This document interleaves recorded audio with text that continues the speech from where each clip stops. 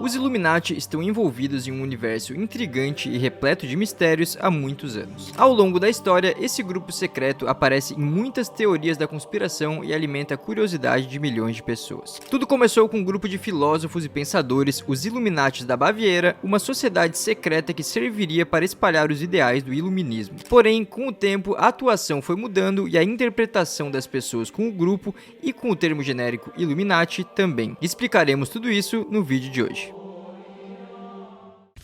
E aí galera, tudo certo com vocês? Eu sou o Lucas Filos e esse aqui é o Planeta Novo. Se você não conhece o canal ainda, seja bem-vindo. E se você já conhece, é claro, seja bem-vindo mais uma vez. Hoje tô aqui com o Digo Black. E aí, Digo? E aí, papito, como é que tá? Tudo certo? Tranquilo? Tudo certo, graças a Deus. Aos poucos a gente vai trazendo uns temas diferentes em relação ao caso do Diri, né? Que Sim, a gente tá falando disso já faz algumas semanas. E até a galera comenta, assim, né? Sobre, tipo, os temas e tal. Mas é que realmente é um tema que muita gente quer saber. Muita gente quer saber e tá saindo muito... Realmente tá saindo muita coisa, Sim. né? Então a gente tá fazendo essa cobertura realmente que é mais especial, mais dedicada a esse caso. Mas claro que a gente quer continuar também trazendo outros temas, igual a gente sempre fez aqui, né? Então hoje a gente vai falar de um assunto que sempre rendeu muita curiosidade, muita divergência, discussão, pessoas que acreditam, pessoas que não acreditam, teorias. Então qual vai ser a meta de likes pra esse vídeo? A meta de like eu já quero 11.811. 11.811, então a gente conta com vocês pra bater essa meta. Bora pro vídeo. Bom, pra gente entender a história dos Illuminati em si, a gente tem que começar com uma pessoa chamada Adam Weishaupt. Ele foi um professor de direito canônico, que é direito relacionado à igreja e aos governos cristãos, e também de filosofia prática na Universidade de Ingolstadt, na Alemanha. Mas acontece que ele não era qualquer professor igual aos outros. Ele era um professor que tinha uma diferença porque ele era o único não clerical da universidade, que era dirigida por jesuítas. O clericalismo, que ele era contra, no caso, basicamente é uma expectativa que leva a abuso de poder de que os ministros ordenados sejam e devam ser melhores do que qualquer outra pessoa do povo de Deus. Então, basicamente, os clérigos, no caso, os bispos e os padres, são formados para pensar que eles estão acima de todos os demais membros da igreja ou da instituição. Então eles têm esse nível especial dentro de determinada instituição, né? O Adam, então, ele era contra essa ideia, só que ele estava num lugar que era totalmente a favor dessa ideia. Todo mundo ali concordava com o clericalismo. E esses jesuítas da universidade, eles eram bem poderosos, então tinham realmente muito mais poder do que ele e tentavam prejudicar quem era não clerical. Então em toda a cidade tinha meio que essa questão. Na universidade isso também acontecia. Por exemplo, eles tomavam alguma atitude quando o material do curso, por exemplo, que um professor dava, no caso a gente pode aplicar ao Adam, apresentava conteúdo considerado protestante ou liberal. Então eles tentavam realmente controlar muito bem o que era passado nos cursos, né? Mas aí o Adam, que talvez poderia se sentir ele meio intimidado, né? Porque muitas pessoas ele eram contra o que ele estava querendo passar. Na verdade, ele ficou ainda mais firme na ideia dele, ficou ainda com mais convicção no que ele acreditava e querendo passar as ideias pra frente, né? Então ele decidiu espalhar os ideais do Iluminismo. Bom, o Iluminismo, que inclusive é um período que a gente aprende bastante na escola, né? Eu lembro que por um bom tempo a gente falava sobre esse tipo de coisa. Pô, demais, mano. E se me perguntar até hoje eu não sei o que é, mano. É que também é muita coisa parecida também, eu acho, Sim. na época, que a gente vai ficando meio confuso, né? Então é difícil. Se hoje, tipo, agora vendo o vídeo, eu posso entender e ter um entendimento melhor, né? Porque quando a gente era criança, a gente só achava um bando de baboseira e tudo isso. E era tanta coisa, às vezes, num dia só, que tu fica tipo, não vou prestar atenção nisso. Daqui a pouco já tem outra coisa parecida, então, tem né? educação física. Daqui a pouco tem que jogar bola. Então era meio que isso. Mas o iluminismo é um termo que com certeza quase todo mundo já ouviu. Acho que todo mundo já ouviu, né? Todo mundo foi pra escola já ouviu. Mas como o Digo falou, a maioria não lembra de nada. Então pra relembrar o que é, ou pra você lembrar de uma vez por todas, foi um movimento intelectual e filosófico que foi bem forte na Europa durante o século XVIII, que ficou conhecido inclusive como o século da filosofia. Esse movimento então se baseou na razão como a autoridade na conclusão das ideias. Então a razão era acima de praticamente todas as coisas, e também defendia ideais como a liberdade, a fraternidade, a tolerância, o governo constitucional e a separação entre a igreja e o Estado. Bom, mas como que o Adam espalharia esses ideais, né? Como que ele realmente conseguiria colocar pra frente essas ideias, esses pensamentos que ele concordava e, né, remar contra a maré que ele tava ali na universidade dele? Basicamente é aqui que começa a história dos Illuminati. O Adam então esteve por trás da criação de um grupo chamado a Ordem dos Illuminati da Baviera, fundada entre a noite de 30 de abril e o início de 1º de maio de 1776. Nesse dia houve um encontro em uma floresta perto de Ingolstadt, na cidade que a gente citou, e sabe-se de mais duas pessoas que certamente estavam presentes, não eram só eles, mas tem mais duas que certamente estavam, no caso o Max Merz e o Anton von Massenhausen. Nesse dia o Adam proclamou a si mesmo o nome simbólico de Spartacus, então é assim que ele era chamado, e começou a atrair ali seus primeiros seguidores, né? Então alguns que se destacaram entre esses primeiros primeiros foram um estudante de Munique, o Franz Xaver von Zwack, e um barão protestante de Hanover, o Adolf von Nigg. O von Nigg era uma pessoa que já tinha sido iniciada na maçonaria, que é uma coisa que também tá ali meio que lado a lado, né, nesse tipo de assunto,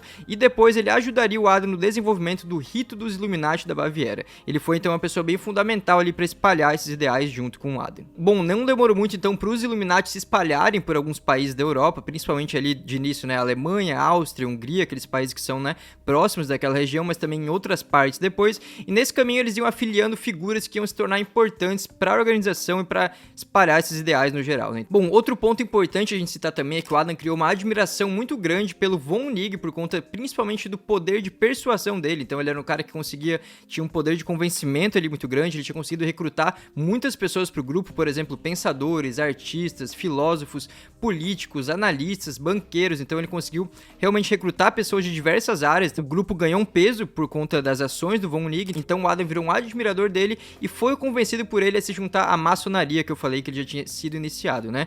Então, o que o Adam fez a partir desse momento, ordenou a infiltração e a dominação da maçonaria, então, para ver como ele realmente tinha planos bem ousados e bem grandes. Dentro desse contexto, então, e dessa ideia do Adam, né, que no caso era ele que sabia, não era muita gente que sabia, aconteceu uma reunião da maçonaria continental em julho de 1782. Esse dia foi importante porque foi ali que os Illuminati tentaram unificar e controlar os ramos da maçonaria. Eles, de fato, conseguiram se filtrar em algumas lojas maçônicas por toda a Europa, mas algumas partes resistiram e não aderiram ali aos planos do Adam. Por exemplo, a Grande Loja da Inglaterra e a Grande Oriente da França foram contra alguns pontos importantes apresentados pelo Adam, então, como eram duas lojas maçônicas muito grandes e relevantes naquele cenário, enfraqueceram bastante os planos do Adam e também do von Nigg. Por conta disso, então, o von Nigg ficou frustrado, porque ele achou que conseguiria convencer até essas duas lojas e convencer realmente mais lojas ainda. Ele então renunciou, se mudou para outra cidade, para Bremen, onde viveu os últimos anos da vida dele, só que o Adam seguiu firme. Diante então da recusa de algumas partes, como a gente citou, né, de algumas lojas, ele encontrou uma forma de denunciar essas lojas. Ele ficou realmente irritado com o fato de terem negado ali o que ele estava propondo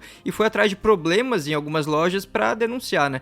Por exemplo, ele denunciou que a Grande Loja de Londres foi criada por pastores protestantes e que eles não foram exatamente iniciados na maçonaria. Ele disse que ela foi fundada por profanos, mas ele não demonstrou nenhum documento válido, prova, uma evidência muito grande assim, mas é só pra gente ter noção de como ele realmente ficou ressentido com a recusa e tentou também, né, derrubar essas lojas de certa forma. Enquanto isso, o grupo dos Illuminati da Baviera em si continuou existindo, mesmo que não tenha durado tanto tempo assim, mas vamos falar um pouco de como eles agiam naquele momento. O grupo basicamente consistia em um movimento composto por pessoas que se consideravam livre-pensadores, o ramo mais radical dentro do iluminismo. A ideia do pensamento livre que eles acreditavam dentro desse conceito, né, basicamente consiste no ponto de vista, filosófico ou não, que sustenta que os fenômenos e todas as coisas devem ser formados a partir da ciência, da lógica e da razão, e não devem ser influenciados por nenhuma tradição, autoridade ou qualquer dogma. Bom, esses grupos, apesar de terem seus adeptos e cada vez mais ter pessoas acreditando nos ideais e participando das ações,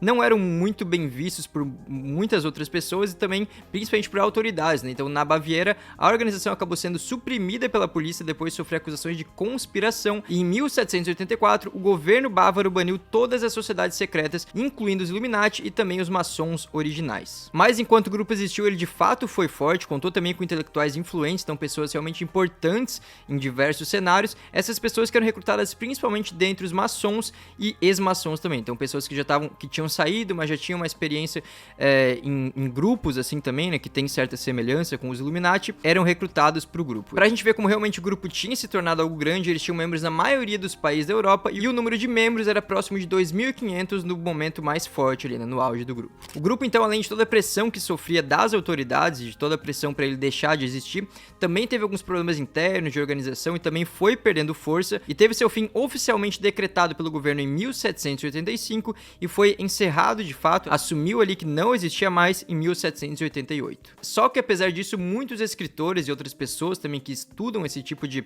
assunto afirmam que o grupo sobreviveu possivelmente até os dias de hoje de uma forma menos visível e assumida, então eles teriam outra cara ali, né? Teriam influência ainda, mas de outras maneiras. E claro que aí já é algo que a gente tá cansado de ver, já vê há muito tempo, né, que existem muitas teorias espalhadas que dizem, por exemplo, que os principais eventos e acontecimentos por todo o mundo são controlados e manipulados por uma sociedade secreta, que seriam esses Illuminati que existiriam até hoje, que teriam surgido, né, como esse grupo específico na Baviera, mas que até hoje teriam uma influência de outras formas, que teriam então influência, um poder sobre esse tipo de acontecimento. Alguns desses eventos, por exemplo, que esses teóricos da conspiração afirmam que tem a ver com os Illuminati são a Revolução Francesa, Revolução Americana, Revolução Russa, as Guerras Mundiais, a execução de John Kennedy, os ataques de setembro e o suposto plano para acelerar a nova ordem mundial. E também esses mesmos teóricos da conspiração afirmam que tem pessoas ali muito conhecidas, influentes e famosas no geral, que são ou foram membros dos Illuminati, como por exemplo Winston Churchill, Barack Obama, a família Bush,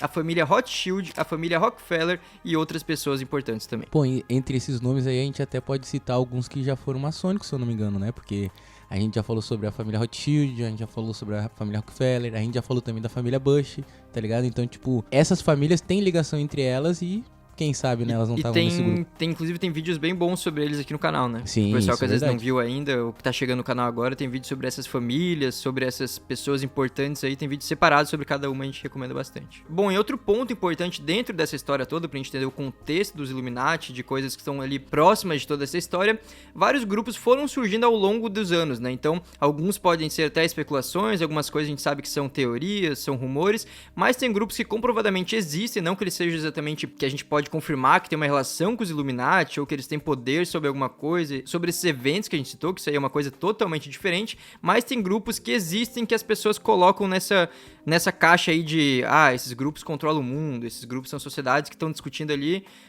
como fazer tal evento, como fazer tal coisa. Meio que flertam, né? Meio que com essa ideia que se criou de dominação mundial e tal. E um desses grupos é o grupo Skull and Bones. Esse grupo ele foi fundado em 1832 dentro da Universidade de Yale, nos Estados Unidos, pelo William Russell e o Alphonso Taft. Dentro desse grupo, apenas alunos de graduação no último ano da universidade são admitidos e todos os anos, então, tem um evento ali conhecido como Tap Night, onde 15 novos membros são selecionados. Esses membros do grupo, então, conhecidos como Bonesmen, fazem um juramento de segredo, então os rituais, todas as complexidades que existem lá dentro são bem protegidas, né? Apesar de existirem membros famosos e pessoas importantes que fazem ou fizeram parte desse grupo, é uma coisa bem fechada, então não tem muito que a gente falar de, isso aqui certamente aconteceu, é isso que eles fazem lá dentro, mas relatos apontam algumas coisas, como por exemplo, que os rituais de iniciação envolvem encenações de morte e renascimento, juramentos de lealdade e a adoção de nomes simbólicos. Os membros também seriam incentivados a compartilhar detalhes da vida íntima e sexual como uma forma ali de criar um laço de confiança com todo o grupo. Outro ponto que chama atenção também é a sede desse grupo, que é um prédio praticamente sem janelas, um prédio bem característico chamado de The Bomb,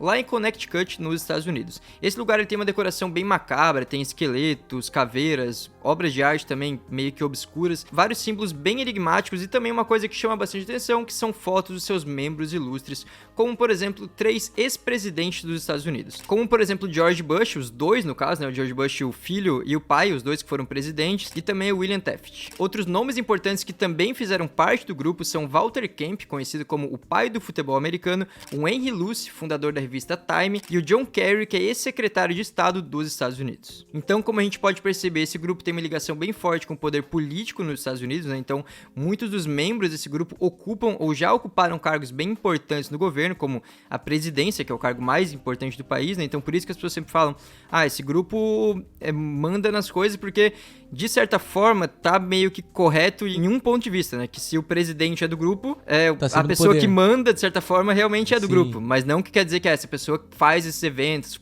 influencia em atentado, influencia nesse tipo de coisa. Mas realmente é um poder muito grande, né? A pira é que também eles estão sempre envolvidos com as pessoas mais importantes, né? Que tu falou, é presidente, é político, é bancário, é dono de, sei lá, alguma coisa grande dentro do país. Então as coisas grandes realmente vão ter relação com o grupo, né? Recadinho rapidinho, rapaziada, tá voltando a Libertadores e também a Sul-Americana, e a gente sabe que hoje em dia pra assistir esses jogos é uma complicação só, né? A gente não sabe onde vai ser o jogo da Copa do Brasil, do Brasileirão, da Libertadores, cada jogo é uma plataforma e às vezes fica difícil de acompanhar. Você pode acompanhar todos esses jogos lá na Stake, a Stake é a nossa patrocinadora que exibe esses jogos, então pra você poder acompanhar não precisa nem apostar, inclusive, é só fazer seu cadastro, colocar o nosso cupom Planeta Novo, que você já pode ver, daqui a pouco vai começar a Premier League, por exemplo, também dá pra assistir por lá, e se você quiser fazer sua fezinha, já tá apostando em algum lugar, vai pra lá, que é um local altamente confiável, é uma das maiores do mundo, se não for a maior. Tem parceria direto com a Premier League, tem parceria direto com a Fórmula 1, tem parceria direto com a NBA e tem parceria direto com a Conmebol. Por isso estava agora com as melhores odds do mercado para Euro e também tá com as melhores odds do mercado para a Copa América, certo? Então, se você ainda não conhecia, vai lá na Stake e faça sua conta também. E outro grupo que a gente vai apresentar aqui hoje, que também as teorias lhe apontam como possivelmente ligado aos Illuminati, é o grupo Bilderberg, ou o Clube de Bilderberg. O grupo em si ele é baseado em uma conferência anual, um evento que acontece então, todos os anos, desde 1954, para cerca de 150 pessoas importantes. Então vão ali nomes grandes da política, da indústria, de diversos setores da indústria, né? Das finanças, da mídia também, então realmente pessoas muito importantes comparecem desde 1954, e esse nome, né, o Bilderberg, vem do fato de que o primeiro encontro aconteceu no Hotel de Bilderberg, na Holanda. Esse encontro ele foi iniciado por várias pessoas, não tem um responsável só, mas uma delas, uma pessoa bem importante, foi um político polonês exilado chamado Joseph Ratzinger. Naquele momento ele estava bem preocupado com o crescimento do que chamavam de anti-americanismo na Europa Ocidental, e ele propôs então uma conferência em que líderes de países da Europa e dos Estados Unidos teriam o objetivo de promover o atlantismo, que seria basicamente a cooperação entre a América do Norte e a Europa. Um dos grandes objetivos dentro de toda essa ideia, né, porque tem essa ideia global, mas aí vários pontos também que eles iam tratando, era também impedir um outro conflito global, porque a Segunda Guerra Mundial ainda era uma coisa muito recente, né, então eles queriam realmente que tivesse mais cooperação entre os continentes ali, né, no caso esses dois especificamente, né, América do Norte e Europa, e principalmente a Europa Ocidental, para evitar que coisas maiores acontecessem. E ainda lá nesse início, quem estava junto com o Ratzinger na ideia foi um príncipe dos Países Baixos, o Bernardo de Lippe Biesterfeld, e o então chefe da Unilever, o Paul Hykins. E outro nome envolvido, pra gente ver como realmente tinha pessoas de instituições e grupos bem importantes, foi o então chefe da CIA, o Walter Smith. Bom, a regra para esse evento desde o início é que 2 participantes de cada país seriam convidados,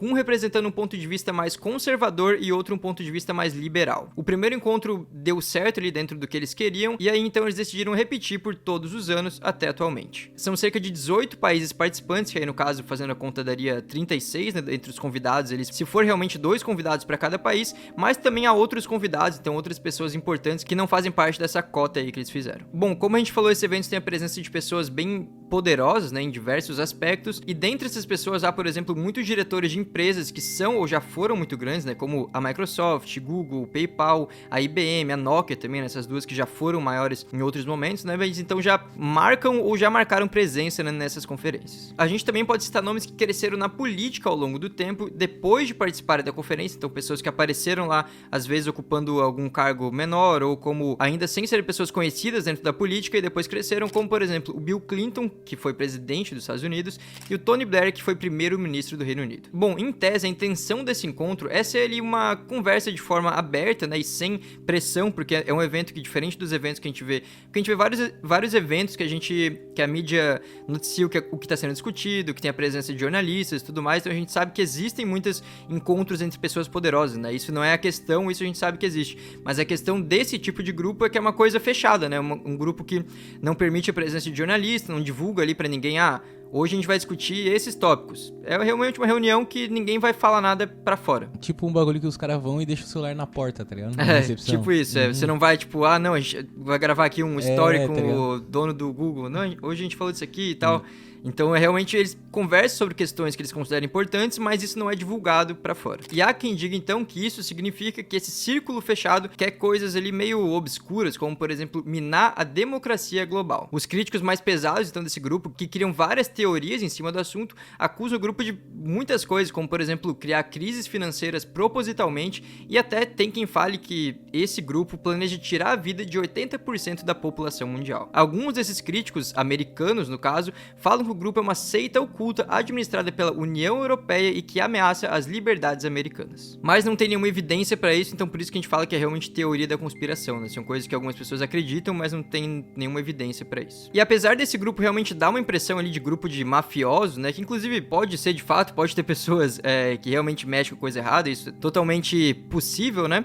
Alguns comentaristas políticos dizem que ele é bem mais comum do que parece, né? Por exemplo, o David Aaronovitch, que é colunista do jornal britânico The Times, ele disse que o medo das pessoas em relação ao grupo é ridículo. Ele diz que é apenas um clube de jantar ocasional para os ricos e poderosos. Mas é claro que realmente é um grupo muito poderoso, né? Tem pessoas que realmente têm influência para fazer coisas grandes, e um professor que escreveu um livro sobre o grupo, inclusive, argumentou sobre esse ponto. Ele vai um pouco contra o que o Aaronovitch acredita. O Andrew Kakabadze diz que o grupo tem um poder que supera de longe o do Fórum Econômico Mundial, que é outro grupo que reúne pessoas importantes também, né? Líderes de empresas, políticos, mais com a presença de jornalistas, né? Então tem essa diferença aí. Ele diz que existe um poder realmente muito grande dentro do grupo e ele fala o seguinte: o grupo Bilderberg propõe uma ideia de um governo mundial único. Em um sentido, sim, há um movimento muito forte para ter um governo mundial único nos moldes do capitalismo ocidental de livre mercado. Então, basicamente, o que ele diz que tem um foco do grupo ali em reforçar um consenso em torno do capitalismo ocidental do livre mercado em todo o mundo, então que eles querem passar esses ideais de todas as formas possíveis e usam da influência dessas pessoas para isso. Então ele já vai um pouco na contramão ali do que o Aronovitch diz. Já o Aronovitch, que é o colunista da Times, discorda. Ele diz o seguinte: ter uma forte crença no poder do grupo Bilderberg significa acreditar em uma fantasia. Isso sugere que existem pessoas agindo como um poder superior. Pode ser uma forma de terapia, mas tem pessoas acreditando em uma mensagem anticientífica. Bom, então basicamente Illuminati é um termo que agora se tornou um termo genérico, né, utilizado para se referir a qualquer sociedade secreta, então não dá para colocar tudo dentro de uma organização. A gente citou aqui duas que existem, que realmente tem provas que são sociedades que existem, são encontros que existem, que tiveram pessoas realmente muito importantes, mas isso não quer dizer que as teorias da conspiração que criam a partir desses grupos são verdadeiras, né? Então a gente sabe que hoje em dia existem grupos, existem coisas que as pessoas gostam de criar teoria em cima, inclusive o mais forte nesse momento é da maçonaria, né, que a gente sabe que existe em várias partes do mundo, que realmente é um movimento muito forte, e os Illuminati em si, né, eles tiveram uma vida mais curta, então o nível de influência deles ele fica meio que no ar, assim, com essas teorias da conspiração. Então o termo Illuminati vai ser sempre utilizado, porque sempre vai estar ligado às teorias, mas não quer dizer que existe um grupo Illuminati de fato, ao contrário de, por exemplo, a maçonaria. A gente sabe que é uma coisa que existe, tem as lojas maçônicas em diversas cidades, tem aqui em Balneário, dependendo da cidade também tem. É que nem eles falam, né? É uma sociedade discreta, né? E eu acho que os Illuminati são uma sociedade secreta. Tá, tem essa diferença. Então, por isso que a gente tem que fazer essa separação também. E aquele grupo inicial, né, na Alemanha, os Illuminati da Baviera, eles fracassaram ali no ideal inicial deles, né, do Adam, aquilo que ele queria fazer, acabou perdendo força ao longo dos anos. Só que no imaginário da população, e talvez, de fato, em grupos que possam ter alguma ligação, né, tem uma força existente até os dias de hoje. Mas então é isso aí, né? Espero que você tenha gostado do vídeo de hoje, da forma que a gente abordou aqui. Se você gostou, é claro, deixa o like aí que ajuda bastante a gente. Comenta aqui também o que achou do tema, o que você acha dessas teorias, se acredita, se acha que tem 20 pessoas aí que realmente mandam no mundo inteiro. Comenta aí o que você acha. Tamo junto, Tu acredita? Até a próxima. Tu acredita? Eu não. Eu acredito, mano. Acredito. Eu acredito. Aí, ó, agora a gente quer ver de vocês. Aí, valeu.